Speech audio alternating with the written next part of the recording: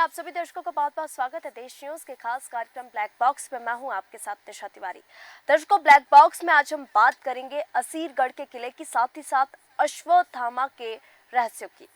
मध्य प्रदेश के बुरहानपुर शहर में स्थित भव्य और प्राचीन किला असीरगढ़ किले के बारे में ढेरों किंवदंतियां हैं और लोक विश्वास है कि महाभारत के योद्धा अश्वत्थामा आज भी प्रतिदिन पूरे नियम से यहाँ के शिव मंदिर में पूजा करने आते हैं।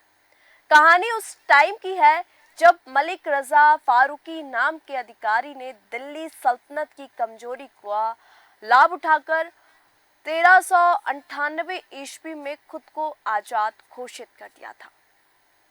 तब असीरगढ़ आसा अहिर के कब्जे में था। वह बहुत संपन्न था और उसके पास अनाज का विशाल भंडार था। मलिक रजा फारूकी के बढ़ते प्रभाव के कारण असीरगढ़ के स्वामी आसा अहिर ने उसका स्वामित्व स्वीकार कर लिया और कई तरह से उसकी सहायता की। इसके बाद घटना चक्र तेजी से घूमा। मलिक रजा का उत्तराधिकारी हुआ उसका बेटा मलिक नासिर फारूकी। इसने आसा अहिर से असीरगढ़ छीनने के लिए एक चाल चली। उसने बहाना बनाया कि आसपास के आक्रमणकारियों से उसे खतरा है, अतः वह असीरगढ़ के किले में अपने परिवार के साथ शरण लेना चाहता है। आसा अहिर ने नासिर खां का निवेदन स्वीकार कर लिया। उसे नासिर खां ने समाचार भेजा कि 200 डोलियों में उसका परिवार असीरगढ़ पहुंच रहा है। जब आसा अहिर ने डोलियों के स्वागत के लिए किले के दरवाजे खोले तो पाया कि डोलियों में नासिर फारूकी के हथियारबंद सैनिक थे। इन सैनिकों ने थोड़ी ही देर में आसा अहिर और उसके परिवार का काम तमाम कर दिया और किले को अपने अधिकार में लेकर उसे अपना मुख्यालय बना लिया। आसा अहिर की इस शहादत को लोक स्मृति ने शायद आसा देवी के रूप में ही जीवित रखा है, जिनका मंदिर असीरगढ़ के किले के पास है। इतिहास बताता है कि असीरगढ़ का किला खुद से नहीं जीता गया, ये विश्वासघात करके जीता गया। 1601 में अकबर ने बहादुर खां फारूकी के साथ विश्वासघात करके इस पर अधिकार किया और 1722वीं सदी में आसफजाह निजामुल ने भी ऐसे ही असीरगढ़ पर अधिकार किया। लेकिन ये आगे की कहानी है।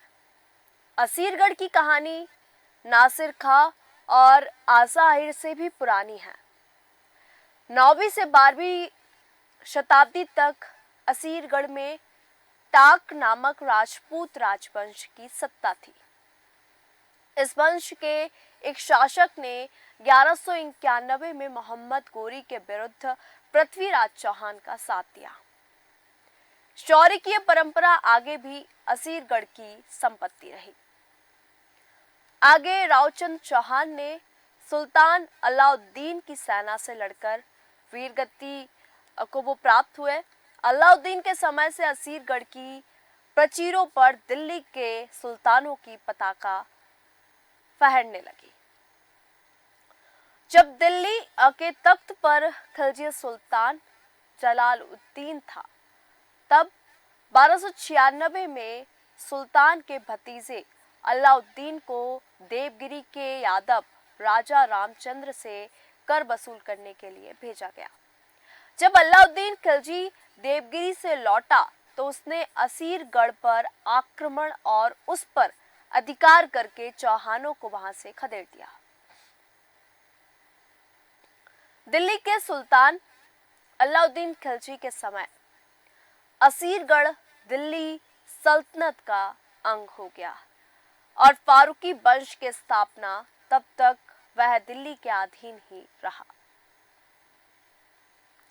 फिरोज शाह के समय मलिक रजा फारूकी खानदेश का सिपह सलार था। सतपुड़ा पर्वत की बरल उपत्यकाओं में बुरहानपुर से लगभग 30 किलोमीटर दूर खंडवा बुरहानपुर के रास्ते पर एक ऊंची पहाड़ी पर खड़ा है असीरगढ़ का किला।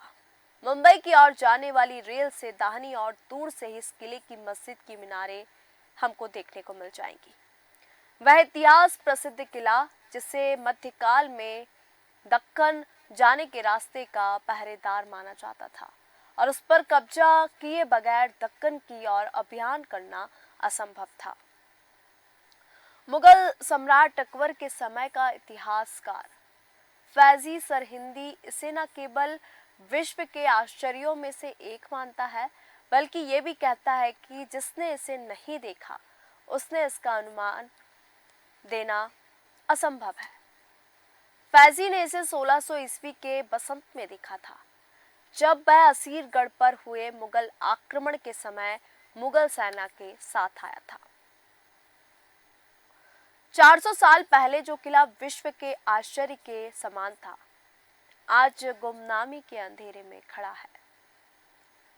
कहानी यूं आगे बढ़ती है कि विश्वासघाती नासिर ने असीरगढ़ पर कब्जा किया और अपने गुरु के गुर बराउद्दीन साहब के नाम पर बुरहानपुर शहर बसाया और उसे ही अपनी राजधानी बनाया। बुरहानपुर के पास होने से असीरगढ़ का किला जैसे उस शहर के लिए संकट मोचन का काम करता रहा।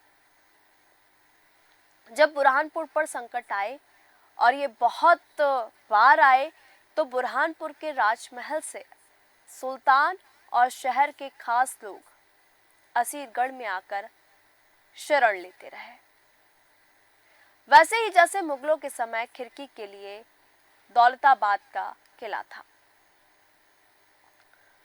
चौड़ी सीढ़ियों से होकर ये किले में आप आगे बढ़ेंगे। ये चौड़ी सीढ़ियां इसलिए इतनी चौड़ी बनी थी ताकि घोड़े या हाथी भी उनसे होकर किले तक पहुंच सके। सीढ़ीदार रास्ते से चलना जैसे उस युग से होकर गुजरना है। पहले मलाईगढ़ की चाहर दीवारी पर बना प्रवेश द्वार पार करना पड़ता है। ये मजबूत चाहर दीवारी 15वीं शती के उत्तरार्ध में फारूकी सुल्तान आदिल खान द्वितीय ने बनवाई थी। ये किले की 3 चाहर दीवारियों में से सबसे अंतिम और सबसे नीचे बनी है। असीरगढ़ की खासियत यह है कि इसमें एक नहीं 3 चाहर दीवारियां हैं। मलाईगढ़ उसकी पहली सुरक्षा दीवार है। मलाईगढ़ की चाहर दीवारी का प्रवेश द्वार पार करके और ऊंचा चढ़ने के बाद कमरगढ़ की चाहर दीवारी के द्वार को पार करना पड़ता है। इसके बाद ही असीरगढ़ की चाहर दीवारी आती है। चाहर दीवारी के प्रवेश द्वार को पार करके किले के सबसे ऊपरी चौरस हिस्से पर पहुंचा जाता है, जहां कई रिहायशी और प्रशासकीय इमारतों के अवशेष, कब्रिस्तान और बहुत कुछ हमको देखने को मिलेगा। देखते ही लगता है कि हजारों लोगों और विशाल सेनाओं को शरण देने की कुव्वत थी इस किले में। कदम आगे बढ़ते ही नीचे बने तहखानों ने झरोखे दिखते हैं। शायद संकट के समय शरण लेने के लिए बाई और दाई तरफ से खंडहरों को छोड़ते हुए जब आगे बढ़ते हैं तो असीरगढ़ की सबसे प्रभावशाली इमारत दिखती है, जामा मस्जिद। इस मस्जिद को खानदेश के शासक राजा अली खान ने 1588 में बनवाया था। अरबी और संस्कृत के शिलालेख किसी मस्जिद में होना अजीब सी बात थी। मस्जिद के एक खंभों पर अकबर की असीरगढ़ विजय का उल्लेख करने वाला एक फारसी शिलालेख भी है। मस्जिद की मीनारों के भीतर सीढ़ियों पर चढ़कर देखने से किले के भीतर का विस्तीर्ण चौरस मैदान और किले के नीचे के आसपास का वह इलाका दिखता है जो 17 बस्ती कहा जाता है। यहाँ 17 गाय भैंसें थी जो किले की जरूरत पूरी करती थी। राजा अली खान ने मुगल सम्राट अकबर के साथ मैत्री संबंध मजबूत करने के लिए अपनी बेटी का विवाह शहजादा मुराद के साथ कर दिया और अकबर के अनन्य सहयोगी अबुल फजल की बहन से खुद भी विवाह किया। राजा अली खान ने इस मैत्री को निभाया भी और राजा अली के बेटे बहादुर खान ने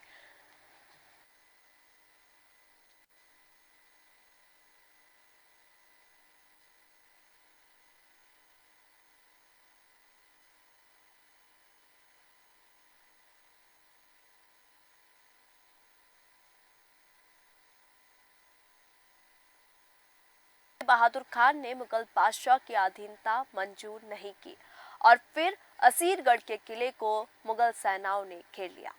असीरगढ़ का यह घेरा इतिहास में प्रसिद्ध है। महीनों तक घेरा चलने के बाद भी जब असीरगढ़ अधिकार में नहीं आया तो अकबर ने अबुल फजल को असीरगढ़ भेजा और बाद में खुद वहां पहुंचे। असीरगढ़ पर अधिकार मुगलों के लिए राजनीतिक जरूरत थी क्योंकि असीरगढ़ दक्षिण का प्रवेश द्वार था। आखिरी में बहादुर खान समर्पण कर अकबर की शरण में चला गया, पर कहानी यहीं खत्म नहीं होती। बहादुर खान के समर्पण करने के बावजूद असीरगढ़ के किलेदार याकुत ने असीरगढ़ को बचाने की बहुत कोशिश की और राज परिवार के जो राजकुमार किले के भीतर थे उनसे निवेदन किया कि वे किले की रक्षा की जिम्मेदारी लें, पर किसी ने साहस नहीं दिखाया।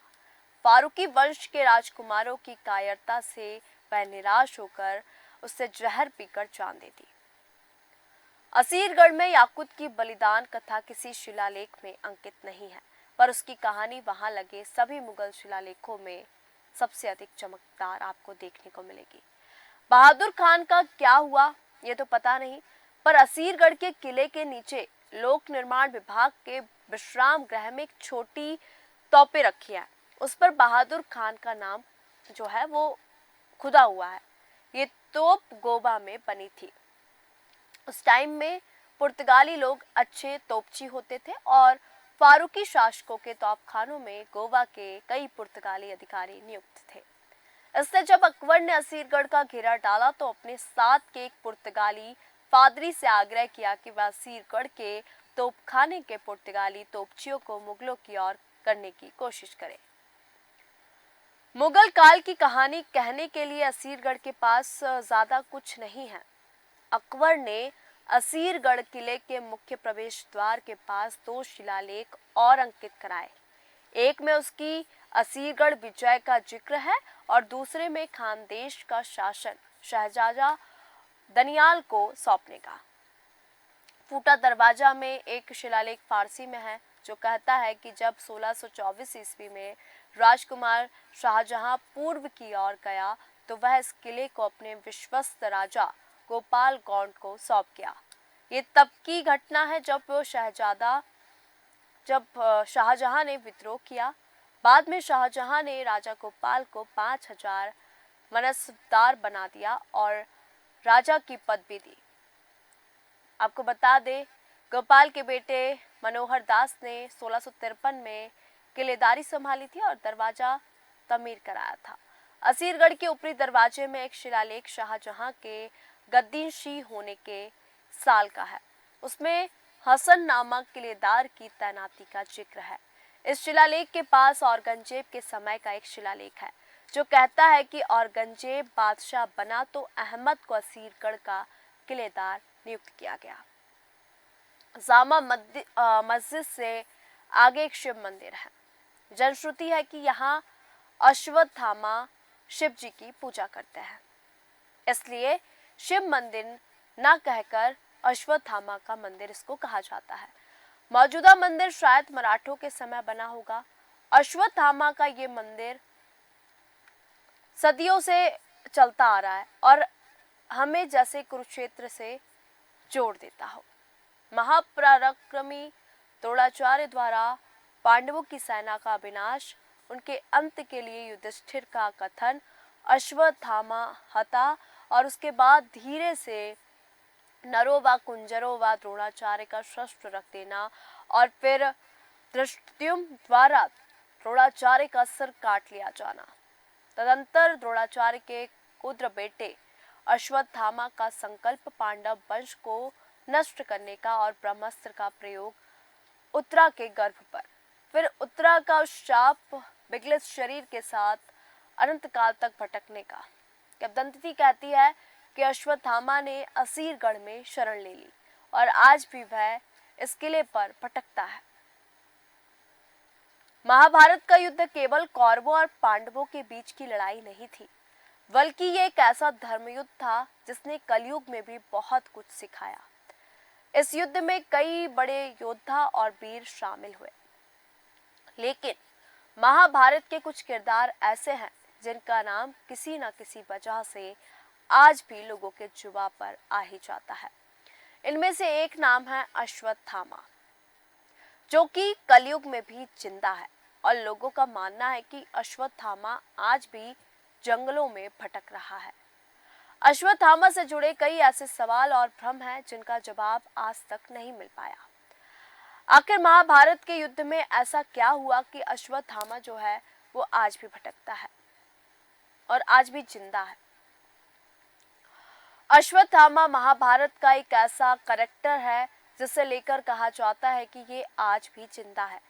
कहते हैं कि अश्वत्थामा महाभारत काल में भगवान श्री कृष्ण से मिले श्राप के कारण आज भी जंगलों में भटक रहे हैं और उसके शरीर पर बड़े बड़े घाव है। अश्वत्थामा से जुड़ी ये रहस्यमयी कहानी आपको चौंका देगी, क्योंकि महाभारत के युद्ध में अश्वत्थामा से एक ऐसी गलती हो गई थी जिसकी सजा वह आज तक भुगत रहे हैं। पौराणिक कथाओं के अनुसार अश्वत्थामा गुरु द्रोणाचार्य का पुत्र है और गुरु द्रोणाचार्य महाभारत के युद्ध में कौरवों की ओर से लड़ रहे थे। युद्ध के दौरान पांडवों ने झूठी अफवाह फैला दी कि अश्वत्थामा मर गया, जिसे सुनकर गुरु द्रोणाचार्य शोक में डूब गए और मौका पाकर पांडवों ने उनका वध कर दिया। जब अश्वत्थामा को इस बात का पता चला तो वह छल से हुई अपने पिता की मृत्यु का बदला लेने के लिए पांडव पुत्रों की उसने हत्या कर दी, जिसके बाद भगवान श्री कृष्ण ने अश्वत्थामा को श्राप दिया कि तू 3000 वर्ष तक निर्जन स्थानों पर भटकता रहेगा और तेरे शरीर पर ऐसे घाव होंगे जो कभी नहीं भरेंगे। कहते हैं कि श्राप की वजह से ही अश्वत्थामा कलयुग में भी भटक रहा है और उसके शरीर रक्त की जो दुर्गंध है वो आज भी आती है। वैसे किसी ने उसे देखा नहीं, लेकिन कई लोगों ने दावा किया कि अश्वत्थामा आज भी जंगलों पर भटक रहा है। हमने अभी असीरगढ़ की किले के बारे में जाना और असीरगढ़ का जो किला है यहाँ पे आज भी अश्वत्थामा यहाँ के जंगलों में भटकता है। इस किले के आगे की कहानी यह है, शाहजहां के बाद काफी अरसे तक असीरगढ़ की अहमियत कुछ कम रही और फिर ये तब चर्चा में आया जब मुगल बादशाह फारूक सियर की हत्या के बाद आसफ जहां निजामुल मुल्क ने 1720 में विद्रोह किया और दिल्ली से चलकर नर्मदा नदी को पार करके असीरगढ़ के किले पर अधिकार कर लिया। जब मराठे ताकतवर हुए तो 1760 में असीर की कमान पेशवा के हाथ में चली गई। 18 साल बाद पेशवा ने असीरगढ़ का किला सिंधिया को दे दिया। सिंधिया ने इस किले का उपयोग पेशवा के प्रभाव को रोकने और होलकरों पर अंकुश रखने में किया। जब भारत में अंग्रेजी सत्ता का प्रसार होने लगा तो बेलेचली की सेना के सामने सिंधिया को झुकना पड़ा और असीरगढ़ पर अंग्रेजों का अधिकार हो गया। लेकिन बाद में अंग्रेजों ने असीरगढ़ फिर से सिंधियों को दे दिया। असीरगढ़ में अंग्रेजों की छावनी 1904 तक यानी कि करीब 80 साल तक रही। असीरगढ़ में लाल ईंटों की इमारतों के कई खंडहर हैं जो अंग्रेजों के समय के हैं। कुछ बैरक हैं, अस्पताल के खंडहर हैं और कुछ दूसरी इमारतों के भी कारागारों के जो खंडहर हैं। उनमें से किसी में 1857 में उड़ीसा के क्रांतिवीर सुरेद्रासाय को बंदी बनाकर रखा गया।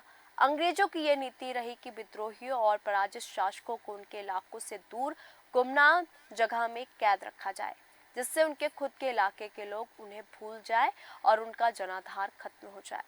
कितने उदाहरण हैं भारत के इतिहास में। पराजित पेशवा बाजीराव द्वितीय को पूना से दूर बिठूर में रखा गया, तो बर्मा के राजा को रत्नागिरी में, नेपाल के राणा के परिवार को सागर में, 1842 में बुंदेला विद्रोह के सूरमा हीरापुर के हीरादेश शाह को चुनार के किले में रखा गया और 1857 के विरोधियों बहादुर शाह जफर को रंगून में, तो सागर जिले के शाहगढ़ के महानायक बख्तवली को लाहौर में।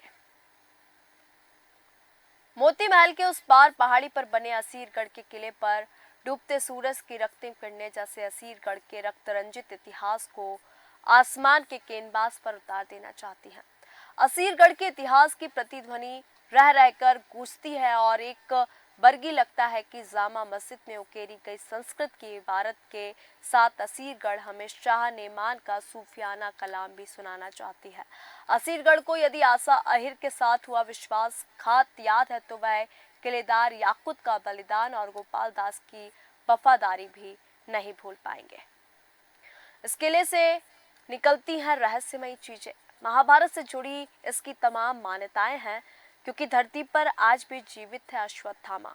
आज भी ये जो रहस्यमय योद्धा है ये भटक रहा है।